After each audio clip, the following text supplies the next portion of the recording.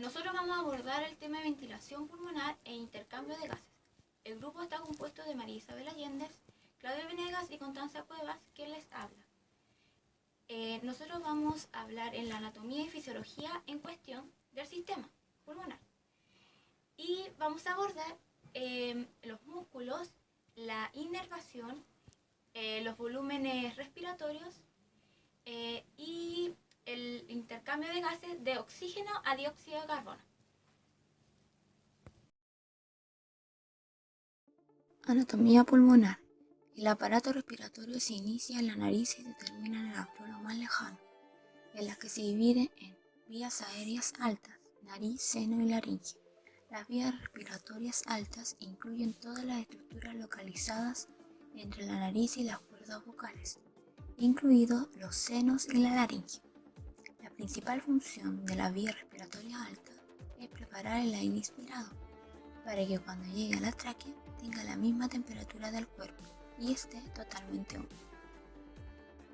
Como dato curioso, en los seres humanos el volumen de aire que entra en la nariz es de 10.000 a 15.000 litros por día. En la primera figura podemos apreciar los senos paranasales y en la figura B la nariz, que sirve para filtrar y elevar la temperatura del aire, y en la imagen de abajo observamos la laringe. Vías aéreas bajas, tráquea, bronquiolos y alvéolos. La principal función de las vías aéreas bajas es conducir el aire y producir la respiración. Su anatomía comienza con los pulmones. El pulmón derecho se divide en 3 lóbulos mediante 2 fisuras, mientras que el pulmón izquierdo se divide en 2 lóbulos por una fisura. Esto hace que el pulmón derecho sea más grande que el izquierdo, que contiene el corazón. Los pulmones derecho e izquierdo se recubren de una delgada membrana denominada pleura visceral. La tráquea se bifurca en 2 bronquios principales. Estos bronquios principales se dividen a su vez en bronquios lobulares, que a su vez se dividen en bronquios segmentarios y en ramas cada vez más pequeñas llamadas bronquiolos, hasta llegar al alvéolo, que finalmente respira. En la imagen se ve una microfotografía de unos alvéolos pulmonares. El pulmón se inerva por el sistema nervioso autónomo del sistema nervioso periférico, que se encuentra bajo el control del sistema nervioso central. Existen 2 componentes distintos en el sistema nervioso autónomo: el parasimpático, que es de constricción, y el simpático, que es de relajación. La inervación parasimpática de los pulmones se origina en el bulbo raquídeo del tronco encefálico, por el par craneal. 10. Llamado nervio vago. Recordemos que la respiración es un proceso autónomo, rítmico y regulado bajo el control voluntario.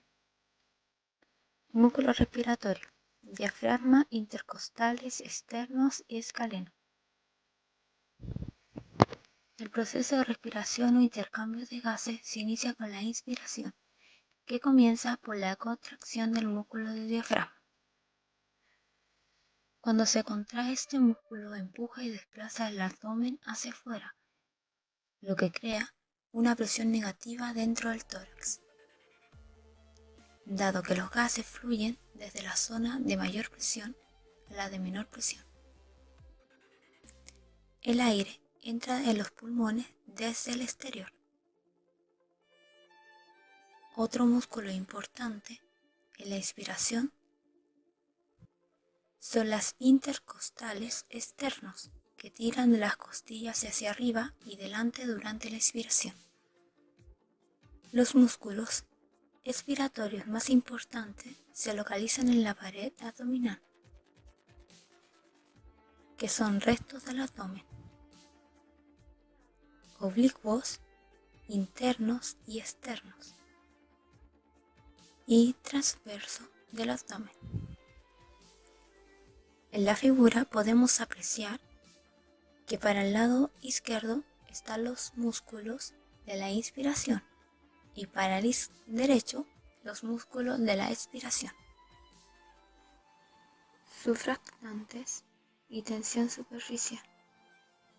Los alvéolos se recubren de una sustancia lipídica denominada surfactante que reduce la tensión superficial. Imagen A.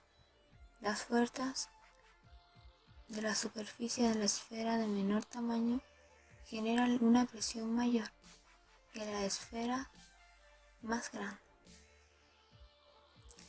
Esto provoca que el aire de los alvéolos menor se vaya hacia el alvéolo mayor. Tamaño, lo que se provocaría el colapso de la esfera menor y la sobreinflamación de la mayor. Imagen B. Se ve que el surfactante, reduciendo la tensión superficial, lo que provoca una estabilización de la presión en estos dos alvéolos. Durante la respiración, el volumen de aire se puede definir y dividir en 4 partes. Volumen corriente, que corresponde al volumen de aire que circula entre una inspiración y expiración normal, sin realizar un esfuerzo adicional. 2. Volumen de reserva inspiratorio. Volumen máximo que se puede inspirar. 3. Volumen de reserva expiratorio. Volumen máximo que se puede expirar. 4. Volumen residual. Volumen que no participa en la respiración. Se ocupa en caso de que el individuo esté en una emergencia. A continuación vamos a ver un video en el cual se hablará de la ventilación y la perfusión en el sistema respiratorio, en el cual hay un mecanismo que sale entra el oxígeno y sale el dióxido de carbono. El aparato respiratorio tiene como función principal obtener oxígeno del aire y expulsar dióxido de carbono producido por el metabolismo celular. Las vías respiratorias comunican el exterior con los pulmones, que son los órganos encargados de esta función. En cada inspiración, el aire que penetra atraviesa las fosas nasales, donde se calienta y humidifica para proseguir su recorrido a través de la faringe, la laringe, la tráquea y los bronquios hasta alcanzar la profundidad del tejido pulmonar. En los alvéolos se produce el intercambio gaseoso entre el aire y la sangre mediante un proceso de difusión pasiva de gases que tiende a igualar la concentración a uno y otro lado de la membrana alveolocapilar. Con la expiración, el aire ya pobre en oxígeno y cargado de dióxido de carbono es expulsado al exterior. El diafragma y los músculos intercostales permiten que se suceda la entrada y salida del aire.